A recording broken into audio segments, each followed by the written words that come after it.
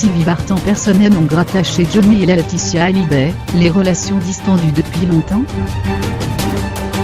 Si Sylvie Vartan était présente lors de l'hommage populaire rendu à Johnny Hallyday, le 9 décembre dernier à Paris, l'ex-épouse du défunt a refusé de se rendre à Saint-Barth.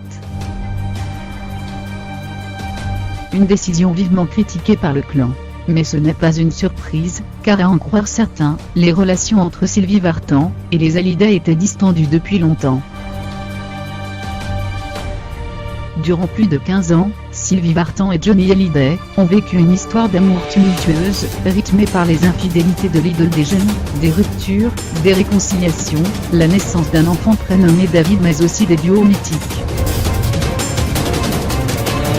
Et si les deux artistes ont réussi à tourner la page après leur divorce en 1980, et que les deux n'ont jamais coupé les plombs, comme en 2009 lorsque Johnny a failli mourir et que son ex-compagne a activement participé à garder le clan soudé, ils se sont éloignés au fil des ans. Alors, quand l'interprète de Je te promets est tombé amoureux de sa belle Laetitia, les relations qu'il entretenait avec son ex-épouse se sont distendues.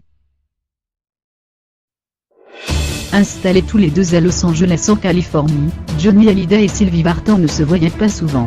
Le 17 septembre dernier par exemple, à l'occasion de l'anniversaire d'Emma Smith, tout le clan Hallyday Smith était réuni. Tous sauf Sylvie Vartan, on prétend même que Sylvie était depuis quelques années persona non grata chez les Hallyday, peut-on lire dans le nouveau numéro du magazine Ici Paris.